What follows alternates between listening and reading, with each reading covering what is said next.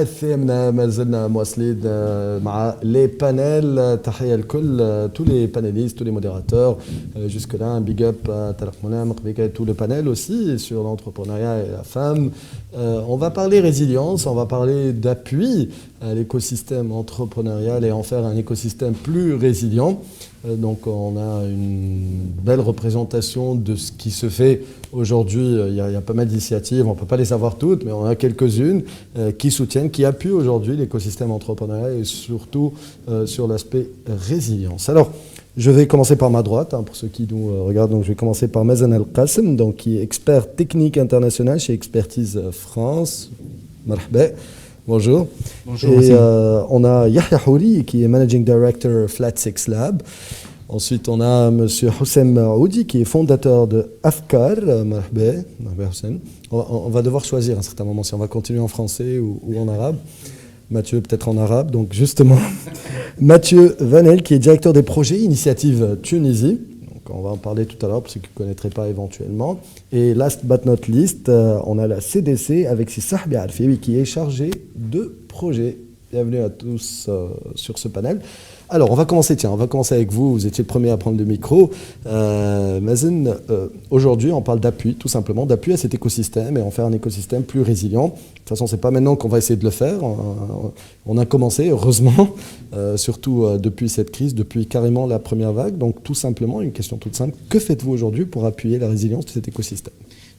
Mais en fait, merci Wassim. En fait, cette émergence de l'écosystème et des structures d'accompagnement a commencé aussi en 2011, donc après la Révolution. Donc on a eu beaucoup de structures d'accompagnement qui se sont donc établies, créées en Tunisie, et donc des espaces de coworking, et des incubateurs, des accélérateurs, qui soient donc généralistes ou sectoriels, et du public et du privé, donc des secteurs, donc c'est et même de la société civile. Donc c'est un secteur qui existe depuis 2011, et qui est là, qui existe. Et donc nous, en tant que projet Innovi, le rôle du projet, c'est donc d'essayer de structurer cet écosystème et de le pérenniser. Et comment on fait ça ? On vient avec un projet comme vous le savez, on l'a dit tout à l'heure, de 14,5 millions d'euros, dont une grande partie en fait sert à appuyer financièrement ces structures d'accompagnement, donc les accélérateurs et les incubateurs qui existent en Tunisie, les aider financièrement et techniquement à s'améliorer, à offrir plus de services, plus d'offres de services d'accompagnement pour les entrepreneurs. Et donc, on a commencé par octroyer à peu près 3,2 millions d'euros à une dizaine de structures d'accompagnement, et on va continuer cet appui financier par un deuxième million, 1,3 million je pense, et les gagnants seront annoncés en mars 2021, donc le mois prochain. Parce que pour le projet Innovi, le rôle d'une structure d'accompagnement n'est pas seulement le fait d'accompagner la création d'entreprises ou l'élaboration de modèles économiques.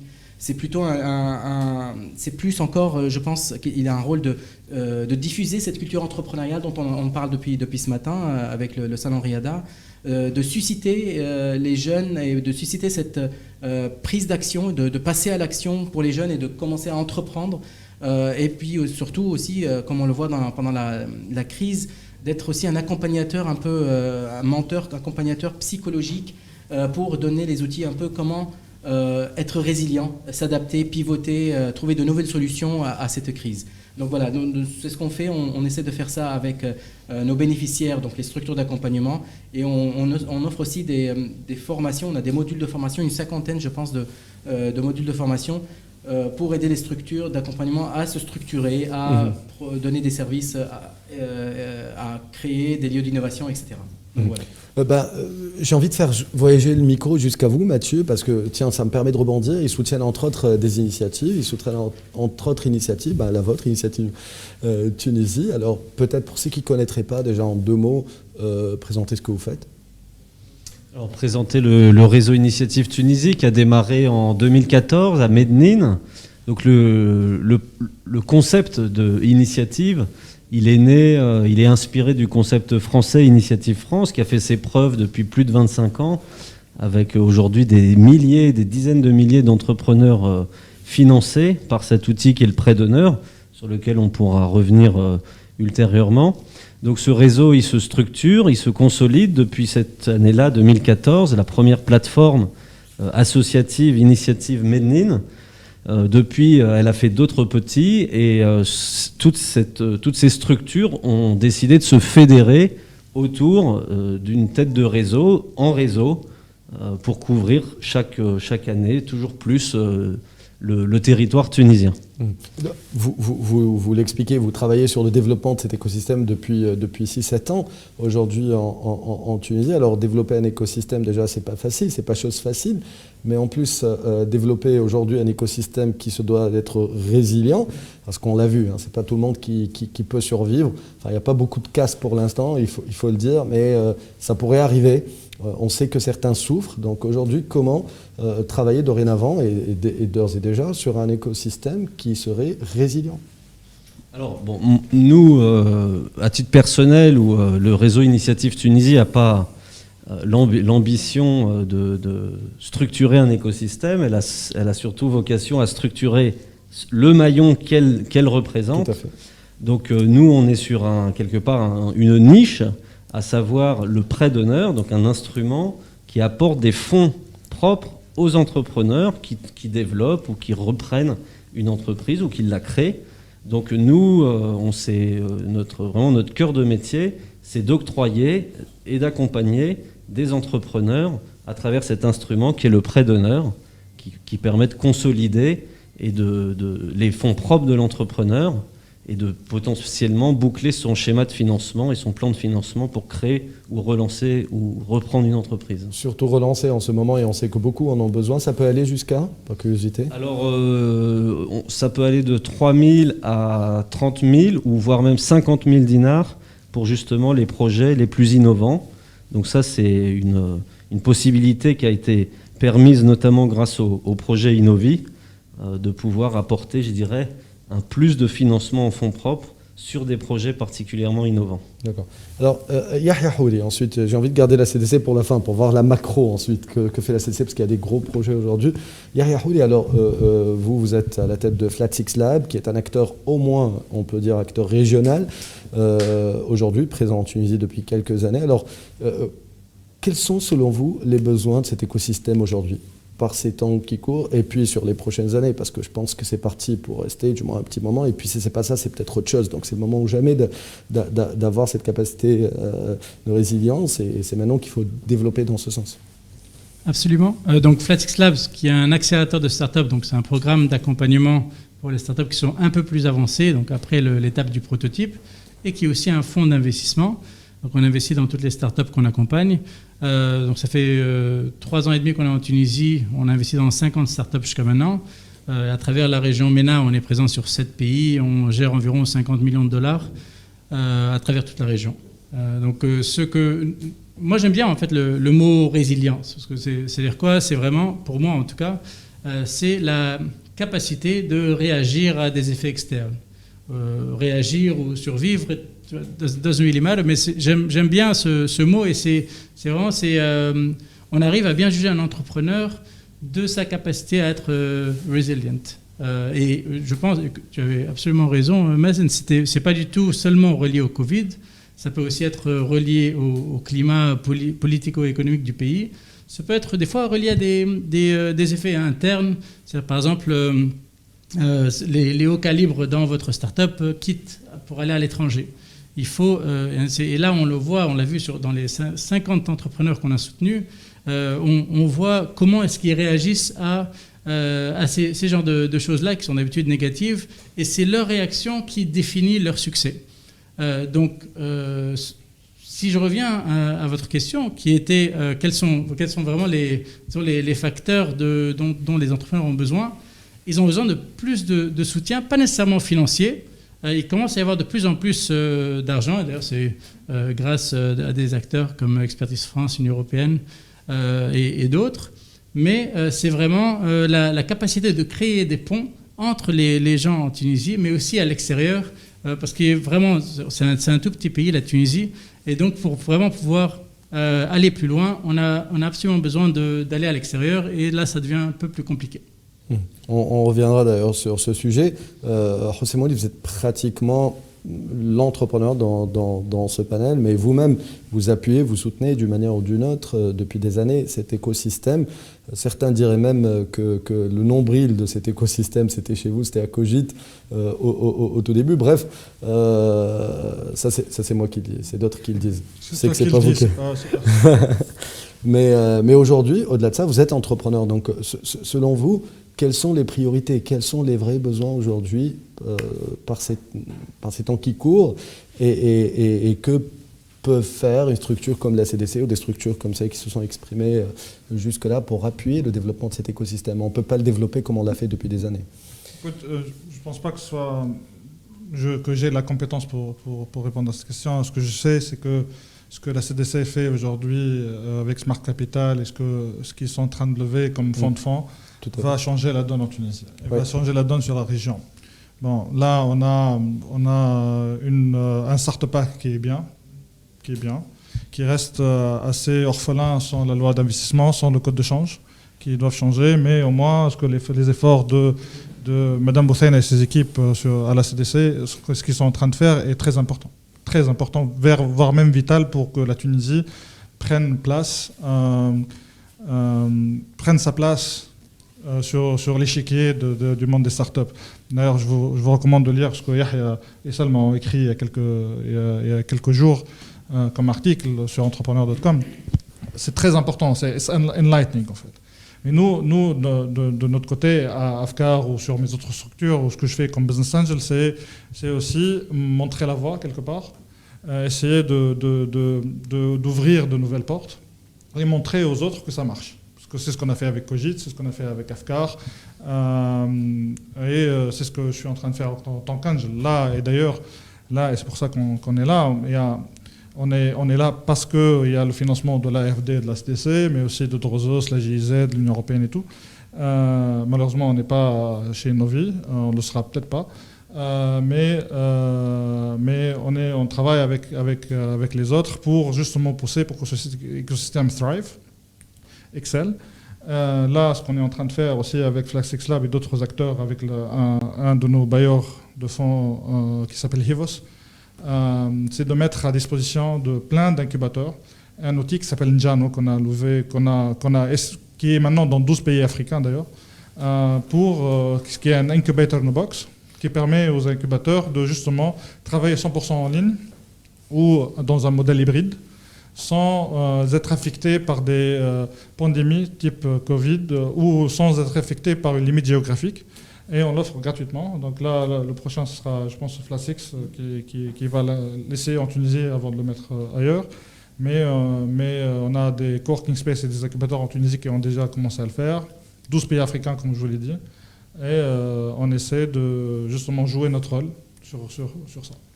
Voilà, donc pour vous, entre autres choses, du moins à votre niveau, peut-être les soutenir par des offres un peu gratuites, une offre early stage, une offre assez conséquente qui peut leur permettre de se pousser des ailes, mais qui peut être gratuite ou pour des sommes un peu... Nous, on est bouche-trou en fait. En gros, on est bouche-trou. Nous, on ne fait pas d'accélération parce qu'il y a FlaxX Lab. Ouais. On est là, on est entre OST, Houda que je salue. Donc notre floor, pour parler d'investissement, c'est OST, au Cogit. Notre ceiling, c'est FlaxX Lab. Pour moi, the journey d'un entrepreneur qui serait bien, c'est qu'on récupère quelqu'un chez Enactus, Cogit, dans les cafés, OST et autres, qu'on travaille avec eux du stade de l'idée poussée jusqu'au prototype qu'on finance d'ailleurs, jusqu'à 30-50 000 dinars via des fonds de la CDC et de l'AFD. Et qu'on lâche dans notre ceiling qui soit FlaxX Lab, qui soit la porte d'entrée. Et du coup, c'est assainir quelque part le pipe pour limiter la casse dans des étapes ultérieures, mais aussi donner les moyens à des entrepreneurs d'aller plus vite et aussi aux organismes d'accompagnement d'investir ou d'accompagner beaucoup plus vite. Et ne pas aller à faire, parce que je me souviens au début de FlaxX Lab, Yahya et ses équipes devaient faire de l'accompagnement basique, donc de l'incubation, en plus de l'accélération. Pour pouvoir accélérer. Ouais. Maintenant, je pense que c'est plus le cas. On a investi d'ailleurs dans plusieurs des startups qui sont sorties de Afkar. Donc, c'est la bonne continuation des choses. Et ce qui est bien, c'est qu'on a investi ensemble aussi, moi en tant qu'Angel et eux, dans le fonds, pas dans nos organismes d'accélération et incubation, sur GoMyCode aussi. Donc en fait ce n'est pas des entités séparées. Voilà. C'est comme PayPal Mafia en fait. C'est un cartel, mais c'est un cartel qui fait du bien. En fait. Voilà. Bah, c'est ça aussi. C'est pour ça qu'on parle d'un écosystème. C'est pour ça que depuis des années, on se bat. Je me rappelle même les premières fois, on commençait à utiliser le mot écosystème. On va partir du côté de la CDC. Justement, je voulais laisser ça un petit peu à la fin de ce premier tour de panel parce que là, c'est encore plus macro. C'est des gros projets. C'est entre autres le fonds de fonds très très très bientôt. Donc justement, vous étiez engagé dès les premières heures avec Smart Capital, etc. Vous avez eu des fonds Save et tout. Donc aujourd'hui, sauver, Save, c'est bien, c'est très bien même, heureusement vous le faites, mais développement, pour développer aujourd'hui un écosystème résilient, c'est un petit peu notre thématique d'aujourd'hui. Sur quoi travaillez-vous du côté de la CDC avec vos partenaires aussi? En fait, Wassim, j'ai voulu juste intervenir par rapport au positionnement de la CDC dans l'entrepreneuriat.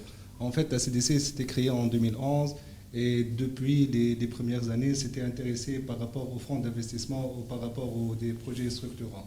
Et là, depuis, je pense, 2017, on s'est engagé dans l'entrepreneuriat, bien évidemment avec le projet En Lien, qui est un projet financé par l'AFD, mis en place par la CDC avec l'appui de l'assistance technique de... Que M. Mathieu connaît très bien d'ailleurs. Oui, très bien. Justement, oui, En Lien.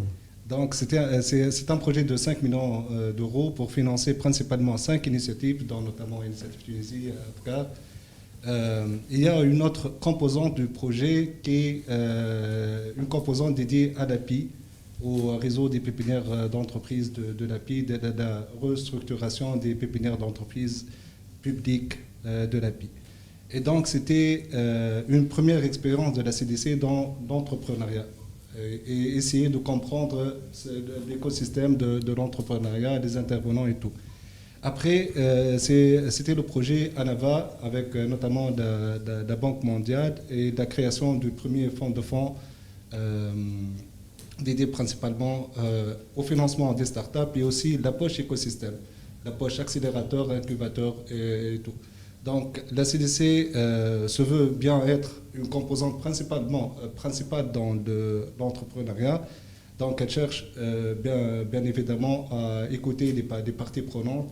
En fait, l'idée principale, c'est pas de se positionner à la place des experts, hein, mais de les écouter et d'agir et d'offrir des solutions innovantes en termes de financement, en termes de véhicules d'investissement, pour accompagner les investisseurs dans notre projet. Très bien. Le fonds de fonds, c'est pour bientôt.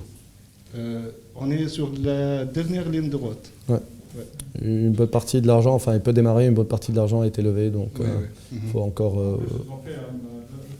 dans le micro. N'hésitez pas à jumping, comme on dit, c'est le but. Ils ont fait le meilleur recrutement pour gérer Smart Capital, c'est Ali Abtaïb, qui est la star de l'écosystème en fait, depuis des années. Et on ne fait que saluer ça. Et à la tête du fonds de fonds, donc Mariam Zine également, qui vient du monde de la finance, avec Salma dans Smart Capital, Salim et toute l'équipe qu'on salue. Puisque vous avez pris le micro, Houssem Audi. Alors, ça passe très très vite, il nous reste 5 minutes en théorique, mais on a commencé avec 8 minutes de retard, donc on va dire les 10 minutes, je vais quand même payer 5 minutes de plus, puisque je vous fais un prix, parce que ça veut dire on a commencé à 8 minutes de retard, c'est pas de notre faute. Houssem Audi, on va faire vraiment un dernier tour de panel. Alors concrètement, si on devait vraiment, avec les gens qui nous regardent, si ce panel devait rester sa trace, parce que Ried cette année, ce qui est nouveau, comme disait Scandal, c'est un festival, ce n'est plus un événement qui se passe, ça se termine, la plateforme sera en ligne, et tout ça pourra être rediffusé à n'importe quel moment, ça va être partagé, et on va networker autour de ces thématiques, autour de ça. Donc, quelles sont vos recommandations éventuellement, justement, qu'est-ce qui reste à développer? Qu'est-ce qu'on peut sauver? Comment développer cet écosystème? En fait, là l'investissement sur tous les niveaux. Donc l'argent. Angel d'abord, mais aussi que les fonds en suivent, qu'on arrive à vraiment structurer tout ça.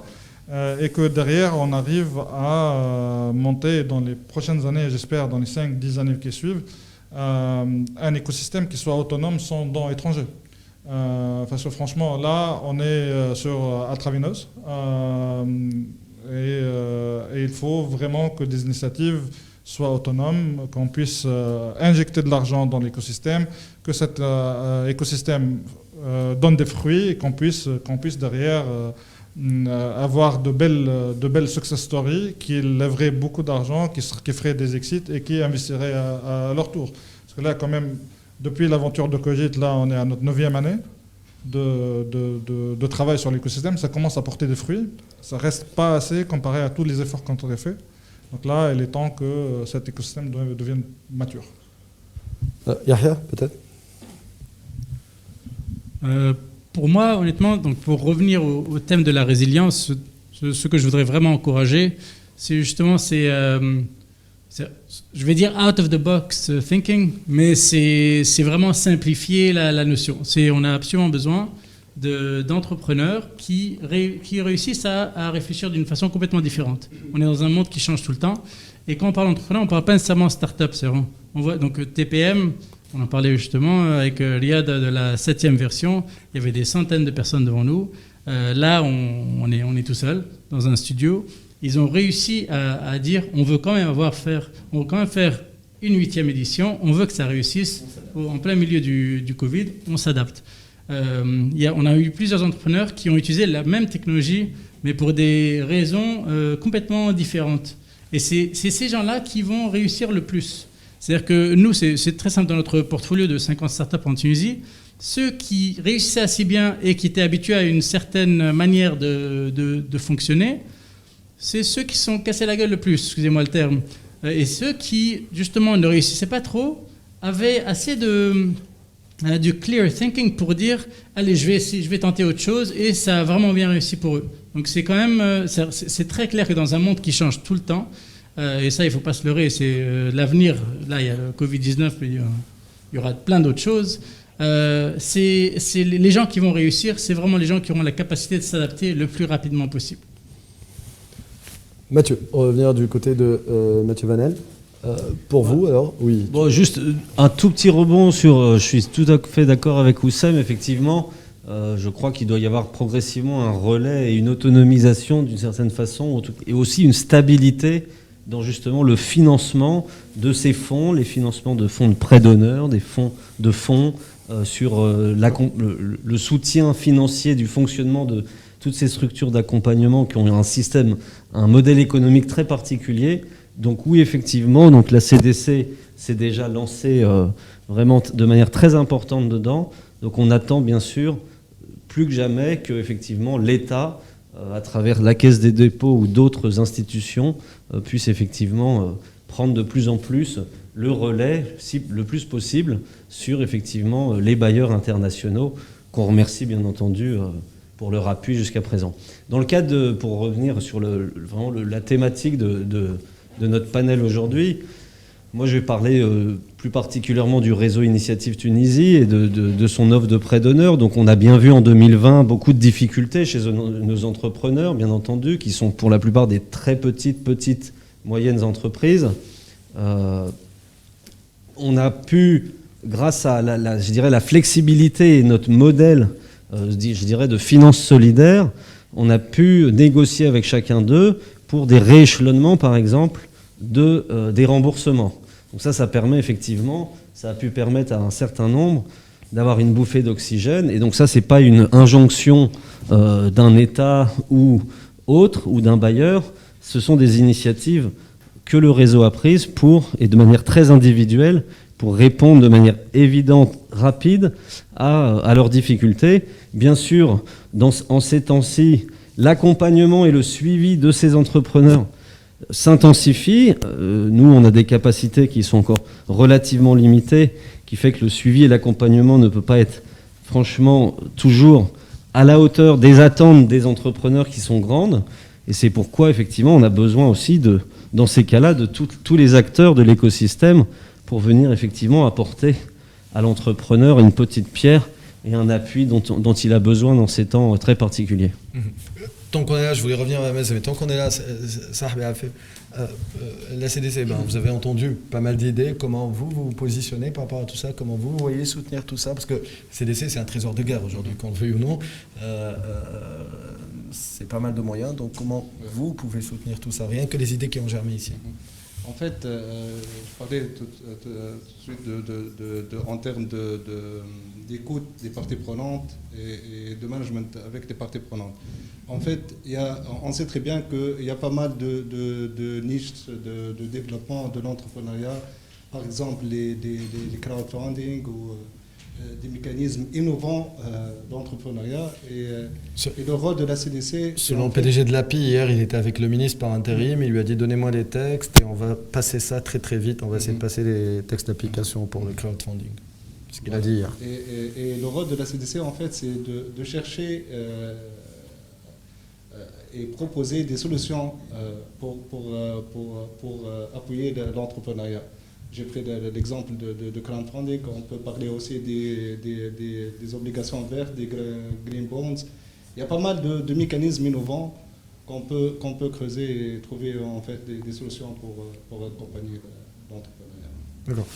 Le temps que ça voyage, je vais poser ma question donc à vous, Mazen Qassem. Alors, et vous aujourd'hui qui essayez justement d'injecter de l'argent, vous-même vous êtes bailleur pour Mathieu, pas la personne de Mathieu, c'est pas lui qui avance, mais voilà, donc comment vous voyez apporter, quelle réponse apporter justement Shukran Wassim. Le bailleur c'est l'Union Européenne, nous on fait juste exécuter. Mais, vous faites la mise en œuvre, voilà. Oui, tout à fait sur l'Union Européenne. Ce que nos panélistes et les invités ont dit, c'est très riche et très, très, très pertinent.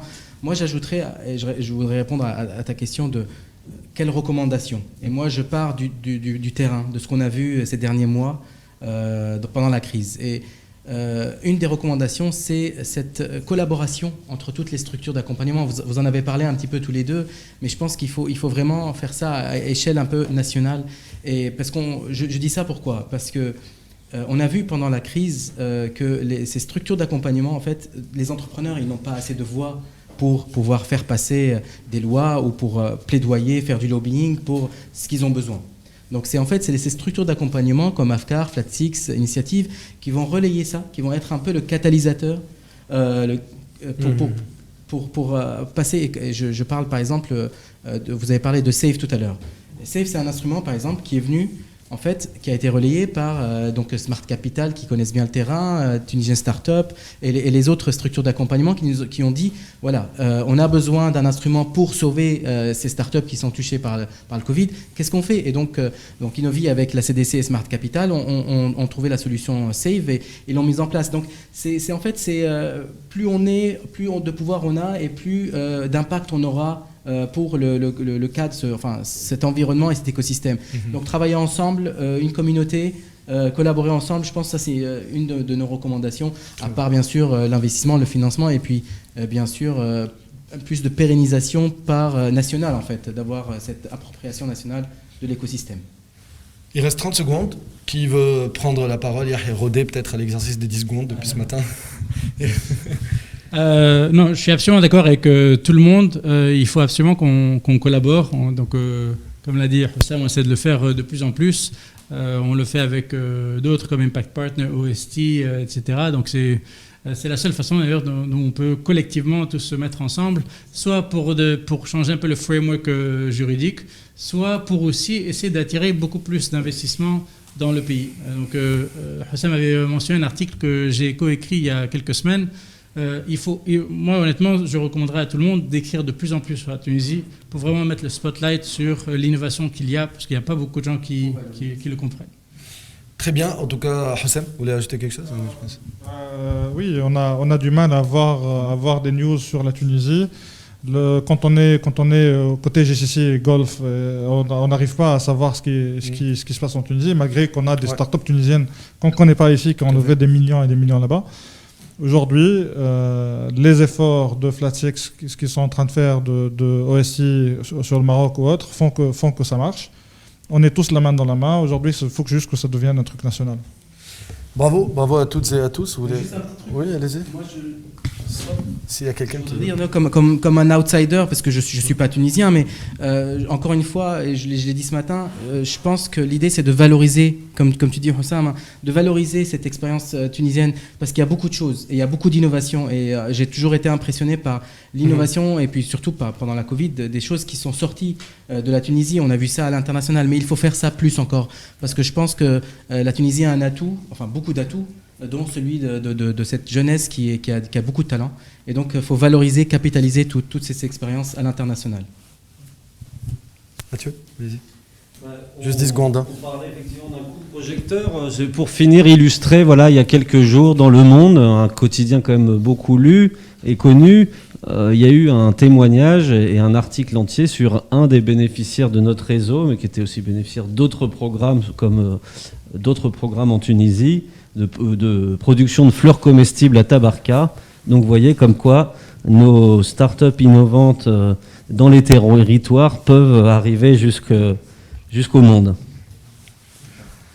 Merci beaucoup. Merci à toutes et à tous. Moi, si je devais rajouter quelque chose, ça a été dit, c'est l'argent. Il faut du financement. Franchement, moi, je vais pas y aller par quatre chemins. S'il y a un feedback qui me revient de toutes les startups, de tous les entrepreneurs, surtout par ces temps qui courent, c'est l'argent. Quels que soient les montants, quelles que soient les différentes étapes par lesquelles ils passent, c'est l'argent. Et puis, j'ai compris le message. Houssem Aoudi, tu as raison. Comme je le dis toujours, il y a le savoir-faire, mais il faut le faire savoir. Nous, entre autres médias, notre rôle, c'est de le faire.